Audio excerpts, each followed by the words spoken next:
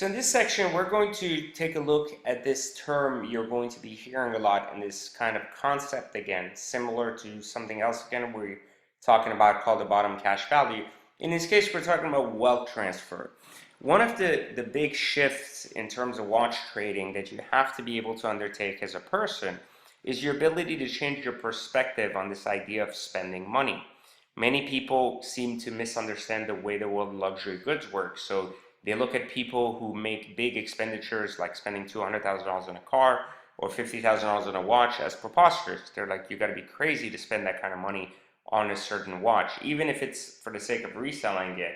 They just don't seem to understand the idea of spending that kind of money.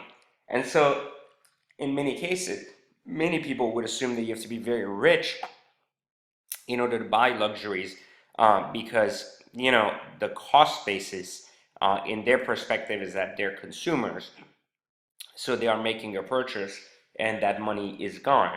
One of the big concepts in understanding wealth transfer is comparing perhaps buying some of these luxuries like in context as like you're buying an asset versus spending the same amount of money on a vacation.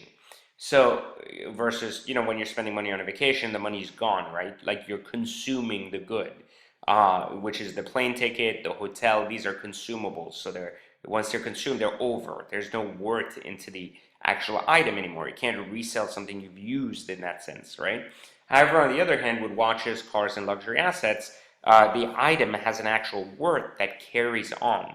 And one of the things we need to understand about wealth transfer is often you can play with a certain amount of money and let it hit multiple components of luxury lifestyle without having to spend more money. So the average human typically thinks of buying or consuming luxury goods as I'm going to spend $50,000 on a car, I'm going to spend $20,000 on a watch, and I'm going to spend $10,000 on house renovations, right?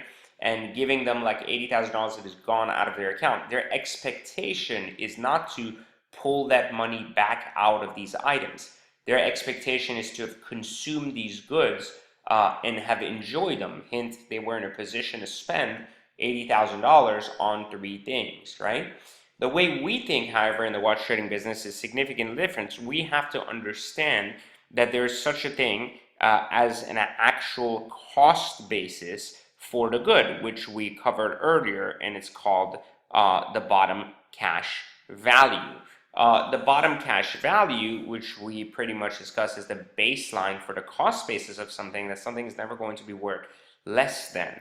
As a result of that, the money we have put towards that item is not or has not been spent. It has simply been transferred into the item or asset.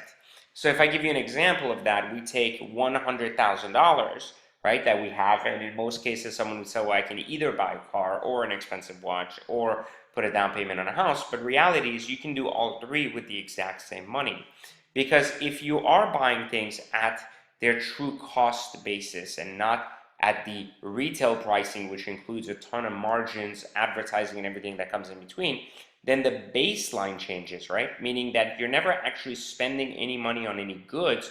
You're simply positioning yourself in a better way to be able to just continuously put money in something, pull it out of something, and put it into something else. So let's say you put $100,000 into watches as an example in order to resell them, and you buy them at the bottom cash values or somewhat near there. You're not going to have actually spent $100,000. You will have simply transferred that $100,000 into watches temporarily. Now, you can sell these watches, take the profit margin and consume that personally for your cost of living, and then ultimately just buy more watches and continue that trend. Or at that point, you can make a decision to put that money as a down payment in a car or in an exotic car that has the same exact bottom cash value process and ultimately never is worth less than XYZ amount.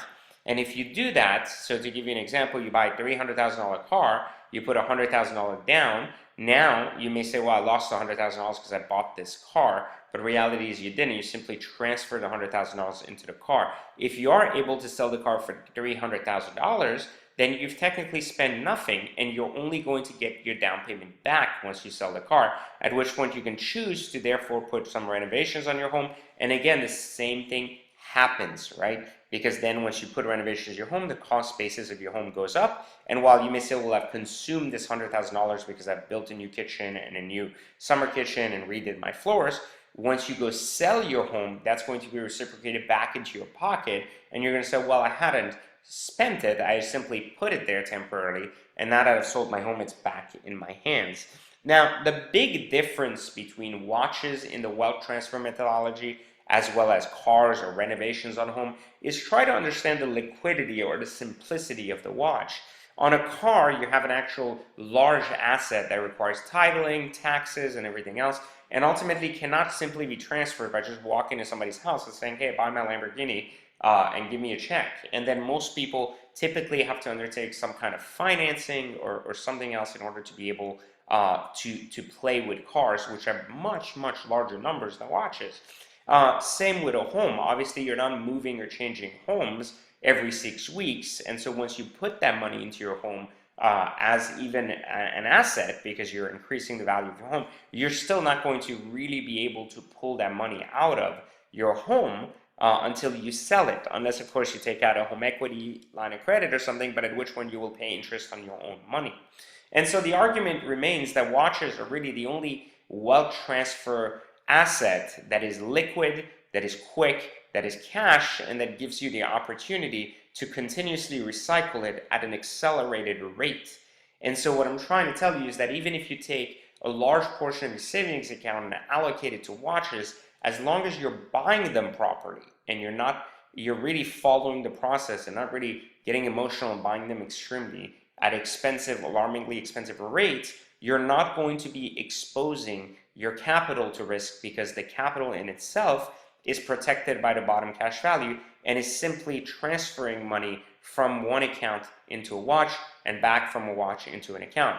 Now, there is a downfall to this, because obviously, where would the risk be? The risk is that A, you buy the watch for too much money and you expose your margin, your risk of exposure is too much or accelerated. B, you could also lose the watch, or it could be stolen from you. If you live in a bad neighborhood and you're flaunting a $20,000 watch, someone may want to kill you for it. Again, these are kind of like the one-off possibilities that are certainly not common, but of course they're possible. And so one of the things I was trying to really, drive home for people is that we can't not do something based on the 0.01% possibility that something could go wrong, because then we would never ever make any money or do anything that would allow us to progress, right?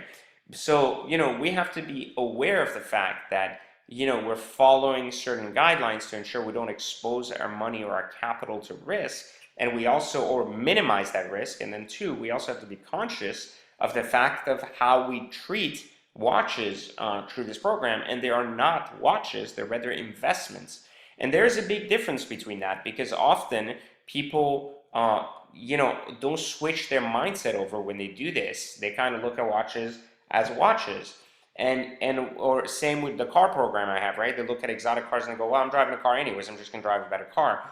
But the reality is, you got to really look at it as an investment. If you took a $100,000 watch, it would be the same as taking a suitcase full of hundreds for $100,000. Now the question is, would you walk around the street with a $100,000 suitcase that is open and everybody can see that you have a $100,000 suitcase? Now, in some cases, based on where you live, how you live, you may do that. But if you won't do that, based on your fear of the neighborhood, based on your fear of, the fact that you live in a high crime area and so on and so forth, then look at watches as that same investment. Don't run around flaunting a $100,000 watch if you wouldn't flaunt a bag worth $100,000 worth of cash in it, So what I'm saying is, you have to look at it the exact same way. And I warn people with cars the same way. I say, would you literally park or give a box that's $300,000 worth of hundreds to somebody to hang on to you while you go shopping? And they go, of course not. And I'm like, then why do you valet your car? So I look at it the exact same way, right? The whole point is that we have to understand that we are no longer looking at watches as a form of consumerism. We're looking at watches as a form of investment. And so we must switch our mindset very early on in this game if we're going to find any success doing this. And so I wanted you to be aware of that, because a lot of people still jump into this really excited about watches, forgetting that there's a money aspect to this that holds a lot more weight than the watches themselves.